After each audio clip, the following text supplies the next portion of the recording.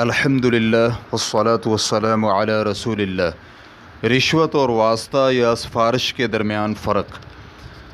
سوال کیا گیا ہے کیا مقدمات کے فیصلوں کے لیے واسطہ تلاش کرنا بھی رشوت کے حکم میں آتا ہے؟ رہنمائی فرما دیں۔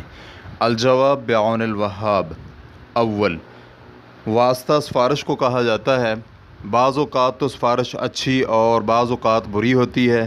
اچھی سفارش وہ ہے جو خیر و بھلائی کے کاموں میں معاونت کرے اور اس سفارش سے دوسروں کے حقوق پر زیادتی کیے بغیر یا کسی ایسے شخص کو جو اس کا مستحق نہ ہو مقدم کیے بغیر کسی مباح کام کا حصول ممکن ہو۔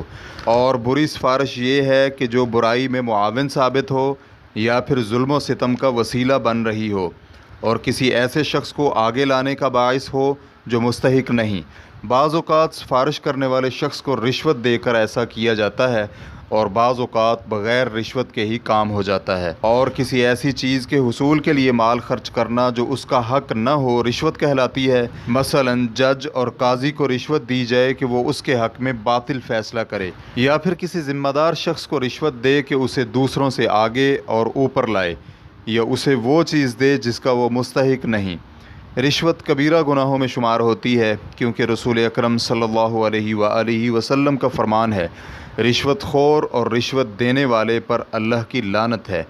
سنن ابن ماجہ حدیث نمبر 2313 اور علامہ البانی رحمہ اللہ نے صحیح ابن ماجہ میں اسے صحیح قرار دیا ہے۔ دوم، اگر انسان کے لیے اپنا حق وصول کرنے کے لیے رشوت کے بغیر کوئی اور وسیلہ نہ ہو تو رشوت دینا جائز ہے، تو اس صورت میں رشوت لینے والے پر رشوت حرام ہوگی نہ کہ دینے والے پر۔ ابن حزم رحمہ اللہ کہتے ہیں اور رشوت حلال نہیں، رشوت یہ ہے کہ باطل فیصلہ کرانے کے لیے مال دینا یا کوئی ذمہ داری حاصل کرنے کے لیے یا کسی انسان پر ظلم کرنے کے لیے مال دینا۔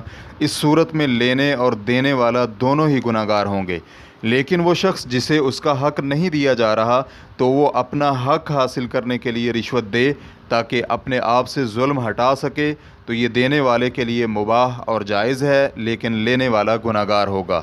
ریفرنس کے لیے دیکھیے محلہ ابن حزم جلد نمبر 8 صفحہ نمبر 118۔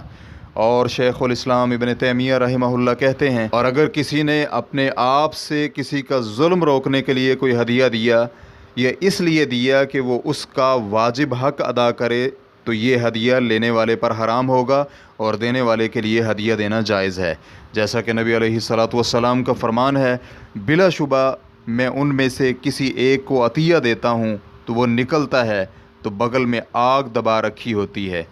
آپ سے عرض کیا گیا اللہ کے رسول صلی اللہ علیہ وآلہ وسلم آپ انہیں دیتے کیوں ہیں؟